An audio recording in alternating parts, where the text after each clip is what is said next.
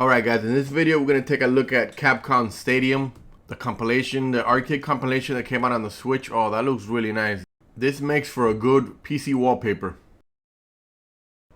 Okay, so we're going to start the game. This game comes with 3 different packages, ROM packs, is that what you call it?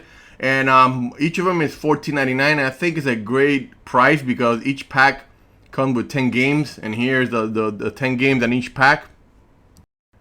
First one is called Dawn of the Arcades from 1984 to 1988, and this is the games that included. The second one is called Arcade Evolution 1989 to 1992, and all the games that included. And then the third one is called Arcade Evolution 1992 to 2001, and these are the games that are included. Also, you get 2 free games. You get 1943 and Ghosts and Goblins. Okay, so when you're in the compilation, you get different tabs like Action tab, Shooter tab, Fighting tab, which gives you all the fighting games, Playable tab, which lets you play the game that you bought, Download tab, and then you got all, and then you could assign favorites to your favorite games. And then when you're in the Action tab, you scroll down and you pick the game you want to play.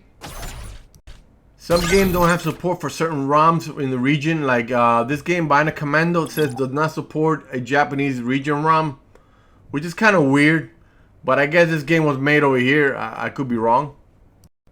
And it gives you information on the ROM, what kind of support it has, like English ROM, Japanese ROM only, etc. And then you got how many players can the ROM support, score challenge mode available, etc. And it shows other options. And in this game, you are treated with some nice 3D models of the arcade cabinets in Japan.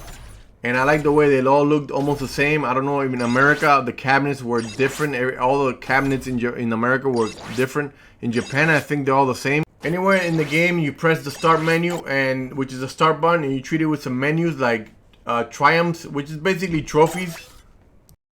And then when you exit this, you go to the store if you want to purchase more stuff. Manual, which basically gives you the manual for the game itself, the whole stadium game. You can also access all the manuals from all the arcades in this compilation, which is pretty cool in my opinion. Here's Ghosts and Goblins. Then if you go back to the list, you go back to something, it says System Settings, which controls the music volume. I didn't have it on. Sound effects, game volume, brightness, language, network connection, if you want your scores uploaded to the network. And then also you go back out, and the last 3 or 4 are not really that important, really. It's just irrelevant in my opinion. Alright, so we're gonna start a game. We're gonna choose a game, go back out, and let's see what game we want to pick. Let's go with Ghosts and Goblins, something basic. Let's go inside. You can switch your ROMs from Japanese to English, and once you load up the game, you're gonna get this menu: Start, Score Challenge, Special Challenge, Game Manual, Game Settings, etc. Once you go into Game Settings, you can change the difficulty, the lives, the bonus lives, the game speed, the attract mode, sound. I don't know what that means really. I haven't looked into it, but you can do that, which is pretty cool. So once you exit, you start the game, or you go to get display settings actually, and you just could customize the frame of the game, the cabinet, upright cabinet. Select different colors. If you don't want a cabinet, you could just go straight to regular pixel mode, like a regular video game. You could pick your display filters or screen orientations, etc. And you could just play the way you want to play. If you want to add filters, scan lines, dithering, smooth filters, etc. And you could play, like I said earlier, you could play the way you want to play any arcade game in this compilation. When you go into the control settings in the game, when you press the start menu, every game in the compilation has its own settings. So if you adjust the game controls right now, let's say to Ghouls and Goals, and you go to another game, it's going to be completely different. So that's the only downside to this compilation.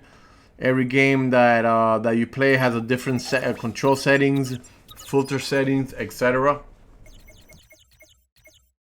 One thing I do like is most games does have a rapid fire attack. Like let's say down here, up there it says attack, rapid fire, which is great. Although it's assigned to a different button,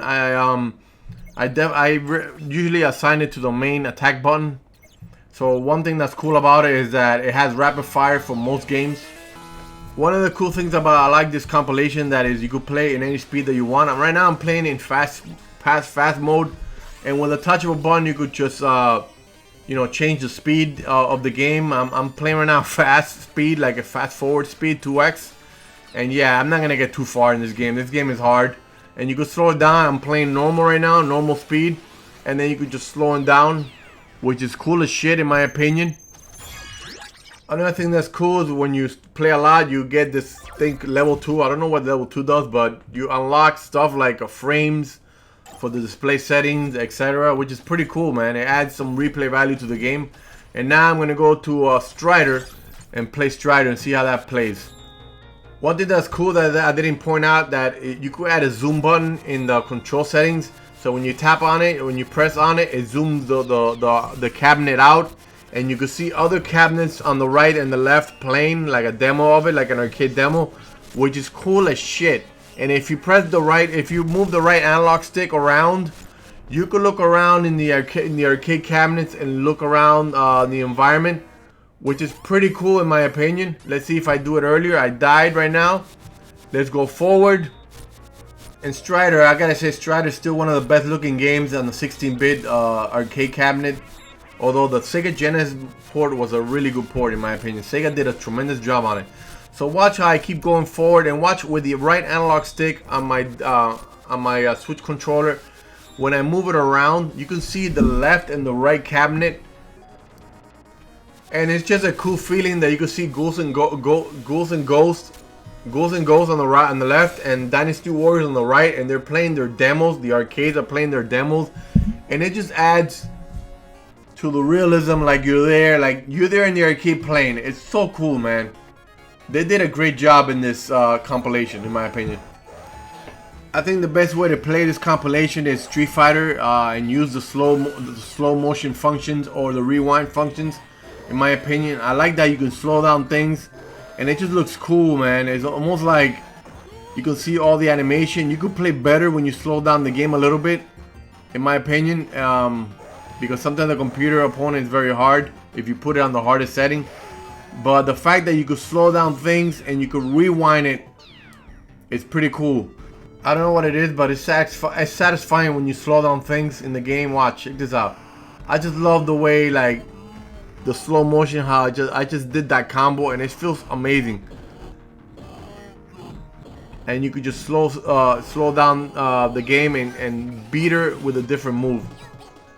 And then also what's cool about it is you fast forward right here in this section here, fast forward the game and go through this intro shit that you don't want to go through.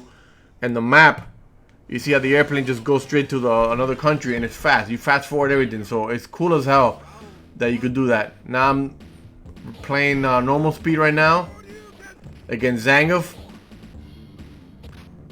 and it's not that bad. He's not that hard, but it's pretty cool. Now I could just rewind everything back and beat him in a different way, even though I was losing earlier, which is freaking satisfying in my opinion. This rewind and fast forward stuff is awesome, and the slow motion, it's great.